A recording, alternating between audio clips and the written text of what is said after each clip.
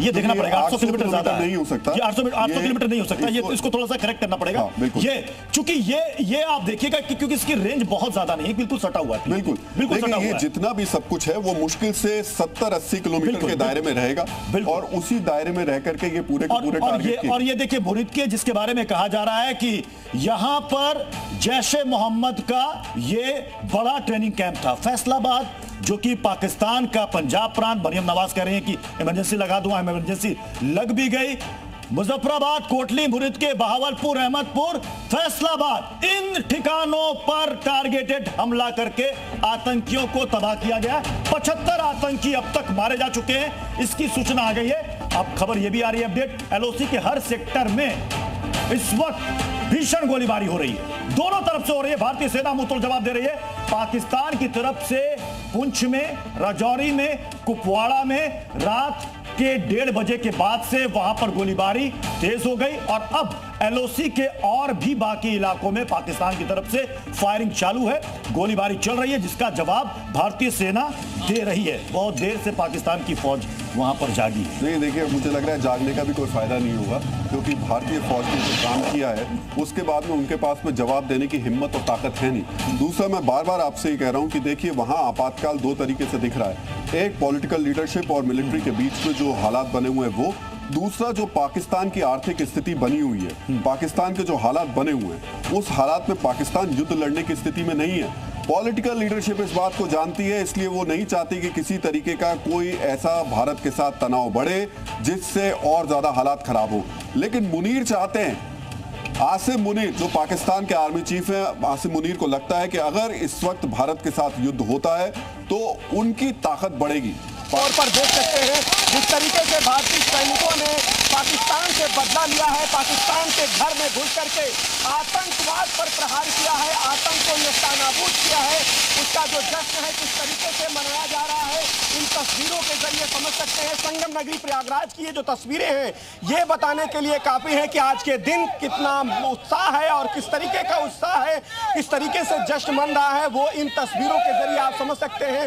भारतीय सैनिकों के जयकारे लग रहे हैं, भारत माता के जयकारे लग रहे हैं और भारत के सेना ने जो पराक्रम दिखाया है, पाकिस्तान के घर में घुस करके जिस तरीके से उसको नेस्तनाबूद किया है, उसके आतंकी ठिकानों पर सीधे हमला किया है, उसका जो जश्न है संगम नगरी की सड़कों पर किस तरीके से मनाया जा रहा है, ये आप देख सकते हैं। इन तस्वीरों के जरिए समझ सकते हैं कि किस तरीके से हाथों में तिरंगा है, भगवा झंडा है और सीधे तौर पर कहें तो भारत माता की जयकारे, भारतीय सैनिकों के जयकारे के नारे जो है वो यहाँ पर लग रहे हैं। देखिए ये आतिशबाजी ये बताने के लिए काफी है कि आज का दिन कितना महत्वपूर्ण है, कितना खास है, क्योंकि पहलगाम में जिस तरीके से निर्दोष भारतीयों के खून बहाए गए थे उसके बाद से पूरा देश जो है बदले की मांग कर रहा था और बदला अब पूरा हुआ है, तो जाहिर सी बात है उसका जो जश्न है प्रयागराज की सड़कों पर मन रहा है। और ये जो तस्वीरें हैं अपने आप में खास है, बताने के लिए काफी है कि क्या कुछ खास है, आज का दिन कितना मायने रखता है।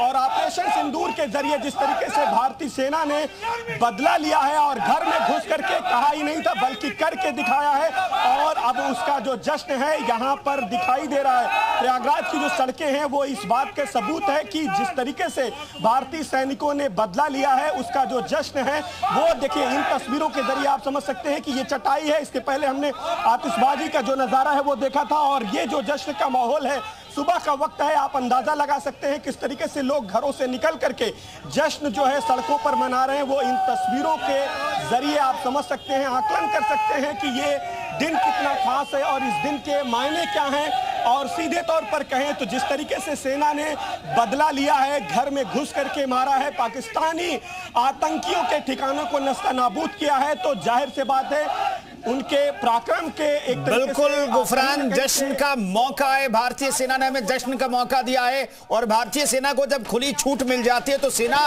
घर में घुस करके मानती है, मारती है, बदला लेती है। रामानुज हमारे साथ देहरादून से मौजूद हैं। रामानुज, कल रात जो खबर आई उसने सभी भारतीयों को गर्व से भर दिया। बिल्कुल, भारतीय सेना के पराक्रम और शौर्य की ये बड़ी एक परिचय भी है और उस कथा का। और चूंकि इसी की वजह से भारतीय सेना के ने जिस तरह से पूरा हमला किया है, उससे भारत के हर नागरिक का सीना चौड़ा हो रहा। आप देखिए कि सड़कों पर इस समय कैसे युवाओं का जो हुजूम है वो उमड़ रहा है। लगातार इसी तरह से तिरंगा झंडा लेकर के लोग उतर रहे। किस तरह से महसूस हो रहा है जो भारतीय सेना ने आज अपने पराक्रम का परिचय दिया है? देखिए, छल का परिचय देने वाला पाकिस्तान आज वो मुंह की खाएगा। और बहुत पेशेंस, भारत ने इतना धैर्य का अपना परिचय दिया है। वसुधैव कुटुंबकम का भारत रखता है, लेकिन वो लोग आतंकवाद को जन्म देने वाले, उनके यहाँ पनपने वाला जो आतंकवाद है वो ये नहीं देखता कि किस प्रकार से निर्दोष। आज का हमला कैसे लग रहा है, किस तरह से हुआ है कि इसके बारे में क्या करें? बहुत अच्छा कदम था ये हमला। ये मोदी जी ने हमें तोहफा दिया है, सरप्राइज दिया है। बिल्कुल सरप्राइज है, तोहफा। आप बताइए कि इसको लेकर के क्या सोच रहे हैं कि अभी और जवाब देने की जरूरत है? अभी और जवाब देने की जरूरत है। और जो बीजेपी ने, मोदी जी ने जो किया है बहुत सही किया है, और हम गवर्नमेंट के साथ है, इंडियन आर्मी के साथ है। बिल्कुल, घर में घुस करके मुंहतोड़ जवाब दिया है, ठिकाने सब नेस्तनाबूद। जी हाँ, ये बहुत जरूरी था और बहुत खुशी की बात है। बट एक्शन अभी जारी चलेगा, आगे चलेगा और चलना भी चाहिए। बिल्कुल, तो बड़ा हमला। जय हिंद। बहुत अच्छी बात है और हमें उम्मीद थी कि सरकार ये जवाब देगी। समय लगा क्योंकि तैयारी करनी थी, पूरी तैयारी करनी थी, और बहुत अच्छा लगा। और इसका परिणाम बहुत अच्छा निकलना चाहिए। उनके सारे कैंप्स तबाह होने चाहिए और पाकिस्तान को भी पता चलना चाहिए कि हिंदुस्तान क्या कर सकता है। आतंकियों को बताया गया कि 75 से अधिक आतंकी मारे गए हैं, उनके ठिकाने सब। जी हाँ, वो सुना है। और सरकार जो बोल रही है या जो न्यूज चैनल बोल रहे हैं, हमें विश्वास है।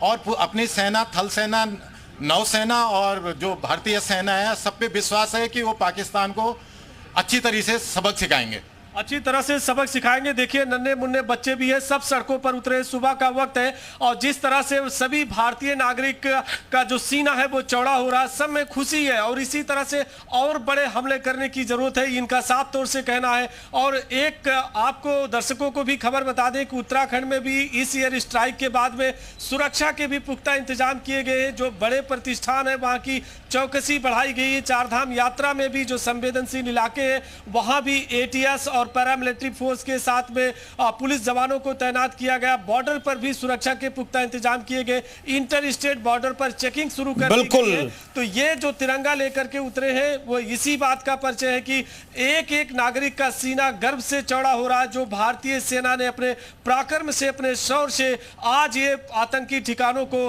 ध्वस्त किया है। जी बिल्कुल, धर्म पूछ करके मारा था आतंकियों ने, लेकिन धर्म युद्ध में जब भारतीय सेना उतरती है तो धर्म युद्ध में भारतीय सेना की हमेशा जीत हुई है और भारतीय सेना की एक बार फिर से जीत हुई है। न सिर्फ पाकिस्तान का डिफेंस सिस्टम बल्कि अटैक सिस्टम को भी ध्वस्त कर दिया भारतीय सेना ने। फिलहाल प्रयागराज की तस्वीरें आपको लगातार दिखा रहे हैं। प्रयागराज में जश्न का माहौल है, तिरंगा लेकर के जय हिंद, भारत माता की जय के नारे लगाए जा रहे हैं। गुफरान, ये जबरदस्त तस्वीर।